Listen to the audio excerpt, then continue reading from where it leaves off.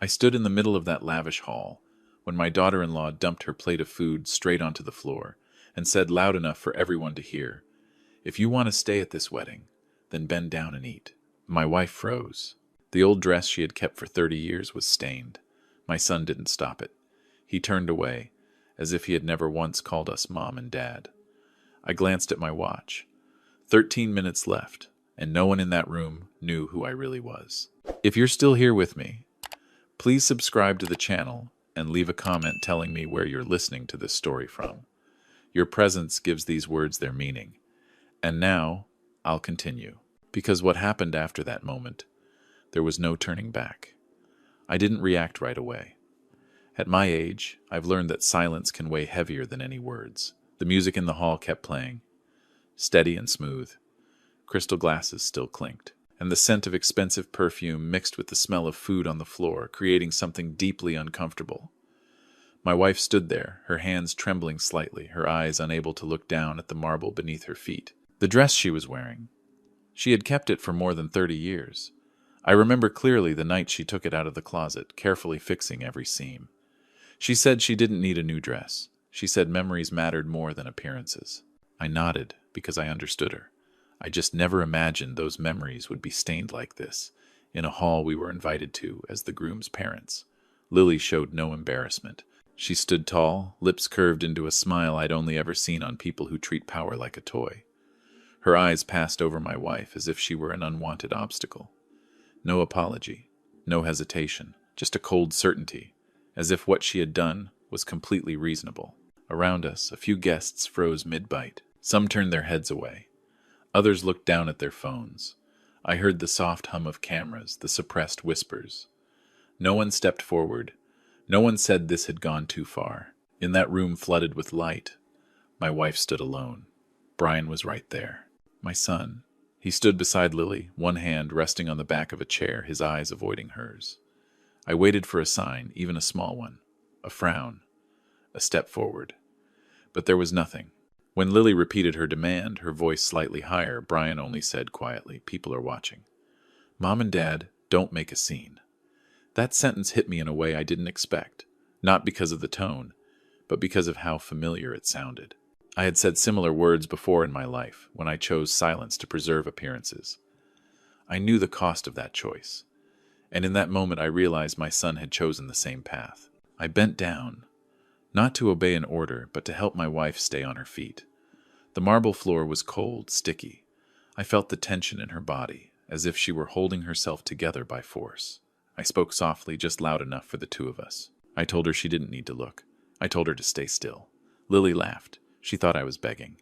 She thought I was an old man who didn't know his place. I didn't correct her. I was used to being underestimated. In fact, that was exactly why I was standing there, in this old suit. I looked around once more. Perfectly made-up faces. Outfits rented just for tonight. Everyone was there for an image. No one wanted to break it. I understood that. But I also knew. There are moments when, if you don't draw a line, silence becomes complicity. Brian stepped closer. He didn't look at his mother. He looked at me. His eyes held no anger, no pity, just impatience. "Dad," he said, "this is my wedding." I nodded. I knew exactly where I was. I knew the time. I knew the schedule. I checked my watch again. The minute hand kept moving, indifferent to anyone's feelings. In my mind, other things began to fall into place. Calls I hadn't answered. Messages I hadn't opened. Not because I was afraid, but because I wanted to see how far this would go. My wife finally looked up. There was no accusation in her eyes, only exhaustion. I realized then that her deepest pain wasn't the floor or the dress. It was standing there watching the child she had stayed up nights to care for, now treating his silence as a reasonable choice. I placed my hand on her shoulder, a little firmer, not to comfort her, but to say I was still here. I said nothing to Lily. I didn't need to. People like her always believe they're in control, until things stop working the way they're used to. The music kept playing. Laughter slowly returned. The party tried to find its old rhythm again. But for me, something had already closed. When I looked at the stain on my wife's dress, I knew I had just witnessed the final line being crossed. And I also knew, from that moment on, I would no longer stay silent just to please anyone. I thought that after that moment, things would slow down. I was wrong. When a boundary is crossed without an immediate response, people usually push even further. Brian suggested we step outside for some air. The words sounded like advice, but his eyes said something else. He looked around the hall before looking at us, as if the highest priority right now was the perfect image of the party. I understood that. I had once stood in a place where I weighed people against appearances. I just never thought my son would use that tone with his own mother. We were led through a narrow hallway behind the main hall. No one walked us out. No one asked a question. The sound of the celebration sealed itself behind thick glass doors. In the tighter space, I could clearly hear my wife's breathing. It was uneven, held back, as if she feared that letting out even a single sound would cause everything to collapse. The table they placed us at was near the kitchen area. Not because there was no room. I could see empty tables in the main hall. This was a deliberate choice. Lily stood with her, arms crossed, her voice lowered but sharp enough to cut the air. She said it would be more convenient for everyone here. She said important guests were live streaming, and that inappropriate images should be avoided. I didn't ask what inappropriate meant. I already knew. Samantha sat down. She placed her purse on her lap, her hands tightly clasped. I saw her looking at her shoes, old but carefully polished. I remembered her wiping them early that morning in the small hotel room. She said she wanted everything to be proper because today was an important day for our son. Brian stood in front of us, his back slightly bent forward. He began speaking faster, as if afraid someone might overhear. He said everything had already been arranged, that we didn't need to worry about the old place anymore. When I asked, "What do you mean?" he hesitated for a very brief moment, then said it plainly. He had sold the house back home. The words didn't echo. They fell, softly but deep enough. I didn't ask when he sold it. I didn't ask to whom. I knew those details no longer mattered. The only thing I wanted to understand was why. Brian said the house no longer had any use. He said the money was needed to keep up appearances today. He spoke like someone explaining a reasonable decision. Samantha said nothing. She simply closed her eyes for a few seconds. And I realized that in that moment she hadn't lost a house. She had lost a place to return to in her thoughts. An anchor she believed still existed no matter how life changed. Lily cut in. She said everything had already been signed. She said we didn't need to worry because from now on Brian had his own family. Her voice wasn't loud, but there was a cold finality to it, like a door being shut. I nodded. Not because I agreed, but because I needed to keep the situation from spiraling in a way that served no purpose. I saw Brian relax, thinking the matter had been accepted. He didn't know that for me this wasn't a blow. It was a confirmation. My phone vibrated in my jacket pocket. I didn't take it out. I knew who was calling. I knew why. Those calls had started the moment we walked into the hall, and I had let them pass. Not because I was afraid, but because I wanted to see how far things would go. This wasn't the time to intervene. This was the time to understand. Samantha finally spoke. She didn't blame Brian. She only asked one small question. Do you remember what your father and I used to buy that house? Brian stayed silent. Lily turned away. That question didn't need an answer. I placed my hand on the table. The stainless steel surface was cold. I took a photo, not out of anger. I photographed the food still on the floor, the stain on my wife's dress that hadn't dried yet. I did it slowly, openly. Brian saw it, his eyes flickering. He asked what I was doing. I said I was just keeping a memory.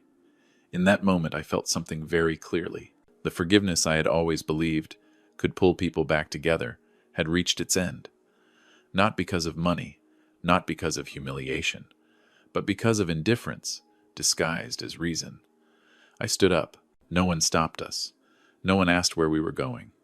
From the hall ahead, the music swelled again. A new song began, lighter, more cheerful. I looked at my watch. Time kept moving in its fair, indifferent way. And I knew that when the minute hand reached its place, the silence I had carried since the beginning of this evening would no longer be necessary. I didn't return to the old table right away. I stood at the edge of the kitchen area, where the lighting was softer, and the music from the main hall faded into a thin background layer.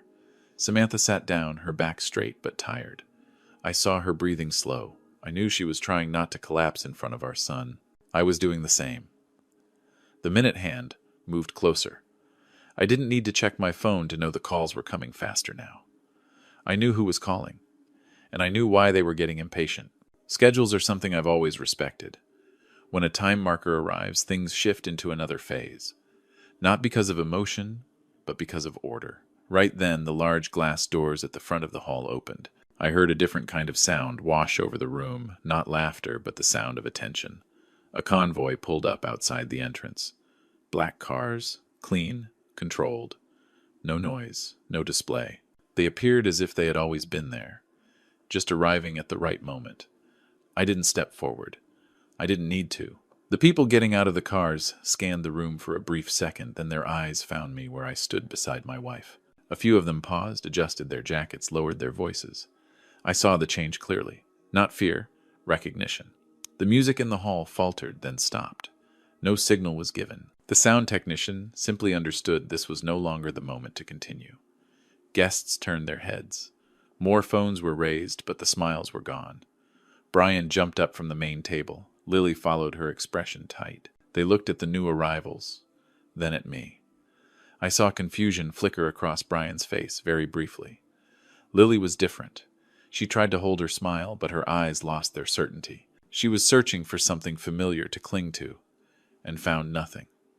Lily's father stepped out from the front row. I remembered him. We had met in meetings without nameplates, where numbers mattered more than business cards. He looked at me, and I saw his shoulders drop. He walked faster, then stopped a few steps away. His voice lowered not because of the crowd, but because he knew exactly who he was standing in front of. He said my name, not loud, not formal, just enough for Lily to hear. I didn't answer right away. I looked at Samantha first. I needed to know she was steady. She gave a very slight nod. That was enough. Others stepped closer. They didn't crowd in. They formed a loose circle, keeping proper distance. No one knelt. No one performed. They simply inclined their heads, like people who understood the order of the room had shifted. One of them apologized for arriving late. I nodded. That was all. For a few brief seconds, silence settled over the hall. Lily looked at her father, waiting for reassurance. But he didn't look at her. He looked at me. Brian looked at me then at the people standing around, as if piecing together an image he had spent his life avoiding. I stepped out from the kitchen area. Not rushed, not slow. I placed my hand on the back of the nearest chair and stood where everyone could see me. I didn't introduce myself. I didn't need to. Those who needed to know already did. Those who didn't were learning. I said one sentence, clear enough for the front rows to hear. I said I was here for my son's wedding. I said I came with my wife. I said nothing more. I let the rest of the truth reveal itself through the eyes now shifting direction. Lily's father finally spoke again. His voice trembled not from fear, but from understanding that old agreements had just been reset. He talked about loans, about projects on hold, about deadlines approaching. He spoke like a man trying to pull a brake that had already slipped too far. I listened. I always listen before deciding. When he finished, I said only that today was a wedding day. I said I wasn't here to discuss business. That sentence made Lily exhale softly as if she had just been spared. I let that feeling exist for one more beat. Then I looked at Brian. I asked my son if the people standing here looked familiar to him. Brian swallowed. He shook his head. I nodded. I said it was okay. Some relationships don't need to be recognized until they become unavoidable. I turned back to Samantha. I saw her standing straighter now. Her eyes were no longer drifting. They had anchored for the first time all evening. I placed my hand over hers. I felt the calm returning little by little. In that moment, I knew things had moved into another phase. Not because I had said something grand, but because everyone around us had quietly adjusted their position. The wealth in this room was still there, but the order had changed. And when order changes, what follows no longer requires threats or anger. I checked my watch. The minute hand reached its mark. I took a deep breath in. The silence I had carried since the beginning of this evening had done its job. What came next I knew wouldn't need to be spoken loudly for everyone to understand. I didn't raise my voice. I didn't need to signal for silence. The room adjusted on its own. The people closest to us stepped back half a pace, just enough to create space between me and Brian. I looked at my son, and for the first time that evening, he didn't avoid my eyes. I took an envelope from the inside pocket of my suit jacket. It wasn't thick. It was neat, prepared in advance. I placed it on the nearest table right under the light. I said it was a wedding gift. I said I had planned to give it after the speech the way a normal father would. I didn't mention the amount. I didn't need to. Brian knew. Lily did too. I opened the envelope and took out the check, holding it just long enough for the phone's recording to capture the moment. Then I folded it. Once, then again.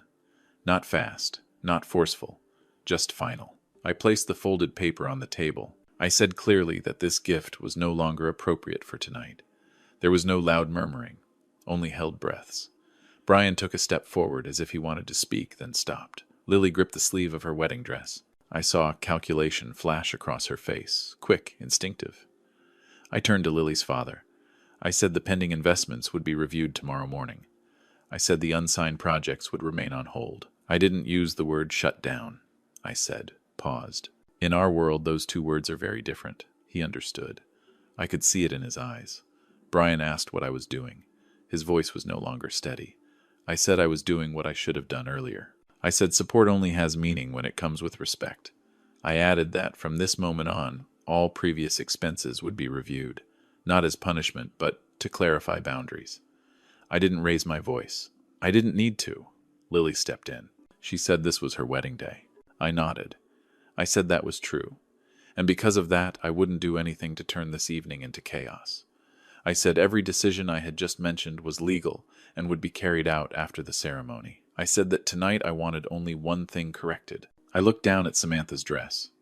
The stain was still there, untouched. No one had offered help. I said that dress was the only thing in this room that could not be replaced with money. I said it not to Lily, but to the entire room. I turned to Lily. I spoke very slowly.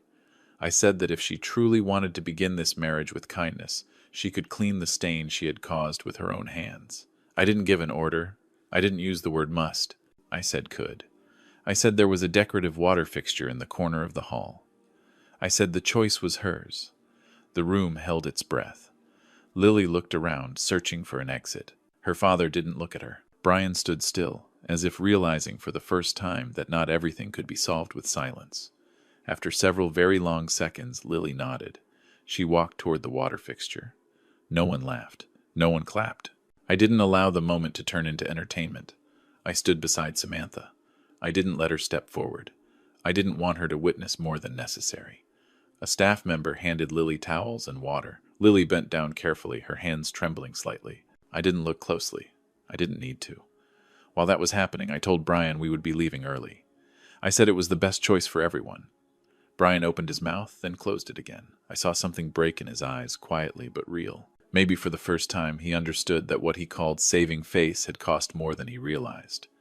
When Lily returned, the dress was cleaner, though not perfect. I nodded. I said thank you. I said everyone is given a chance to make things right if they choose the right moment. I said nothing more. I didn't need to. I took Samantha's hand. Her hand was warmer now. We turned our backs on the hall. No one stopped us. No one called after us. The music didn't resume. The glass doors closed behind us gently. Outside, the air was cooler. I took a deep breath. I knew what had just happened would be talked about for a long time. But for me, the most important part of this evening was already over. Not with the folded check or the paused investments, but with the moment I chose not to let silence keep hurting the person I love. We walked away slowly. I didn't look back. I didn't need to know how chaotic things were behind us. What needed to be exposed had been exposed enough. The rest I left to time and to the choices they would make. We didn't go back to the hotel right away. Samantha said she wanted to breathe a little longer. I understood. Evenings like that need a pause. The way water settles after something falls into it. We sat in the car, no music on. The city outside was still bright, still busy, as if nothing had just happened. I liked that feeling. It reminded me that no matter how heavy one family's story may be, the world keeps moving, fair in its own quiet way. Samantha leaned back in her seat. She didn't cry. I've always known her strength. She said very softly that the dress had come cleaner than she expected. I held her hand. I told her it wasn't the dress that kept her standing tonight. She smiled, tired but light. That smile was enough to tell me we had done the right thing. The next morning I woke up early, a habit built over many years. I made coffee, opened the window, and let the cold air rush in. I didn't call anyone. I let things move according to the order that had been set. What I decided the night before wasn't impulsive. It was the result of a boundary being crossed too many times. When a boundary is reset, things become simpler. I transferred money to a fund that supports elderly people living alone in the state where we live, quietly. No announcements. I chose that fund because I've met the people there, people who live quietly and decently, asking for nothing but respect. I thought of Samantha. I thought of the hands that had held hers for so many years. Money, when it goes to the right place, knows how to be silent. Brian called around noon. I let it ring until it stopped. Not out of anger. I just needed time so that any words I might say later wouldn't cause more harm. I believe some lessons are only understood when there's no one standing beside you to explain them. I didn't block the number. I didn't call back either. I left the door open in the truest sense of the word, open but not easy to walk through. We returned to the old wooden house in the late afternoon. It isn't big. The familiar smell of wood greeted us. Samantha hung the dress up carefully. She didn't push it deep into the closet. She said she wanted to let it air out. I nodded. Memories when faced directly feel lighter than when they're hidden. We made a simple dinner, bread, a little soup, and hot tea. Nothing special. But I noticed myself eating more slowly, hearing the spoon touch the bowl more clearly. On evenings like this, I think about what I've traded in life. I used to believe that protecting a child by cushioning every impact was love. Last night showed me that love sometimes is knowing when to stop. Samantha asked if I regretted it. I shook my head. I said I regretted staying silent for too long. She placed her hand over mine. She didn't say anything else. We understood each other without needing explanations. In the days that followed, I heard bits and pieces. The things that had been paused stayed that way. Not out of spite, but to allow time for everyone to reflect. Brian and Lily moved out of the villa. They rented a smaller place. I didn't follow it closely. I didn't need to. I believe everyone learns at their own pace. One afternoon we sat on the porch. The sun was low. A light breeze passed through. Samantha brought out a plate of homemade pastries. I took a bite. Just sweet enough. I said money can build a grand hall, but it can't buy respect. Samantha nodded. She said respect, when protected, can sustain an entire family. I looked at the house, at the small garden. I felt I no longer needed anything to prove a point. Right decisions don't need an audience. They need peace to survive. Night came slowly. We cleaned up, turned off the lights. Before going inside, I looked up at the sky. No fireworks, just distant stars. I felt my thoughts settle. For me, this story didn't end in that lavish wedding hall. It ended here, with two aging people sitting side by side, understanding that roots are not kept strong by money, but by boundaries and by kindness. Thank you for staying until the very end and listening to this story. If it touched something in you, please subscribe, like, and share so more family stories can be told. The lesson I learned is simple. Money can create appearances, but only respect keeps a family standing. Hold on to your roots, and you won't lose your way. I'll see you again in the next videos.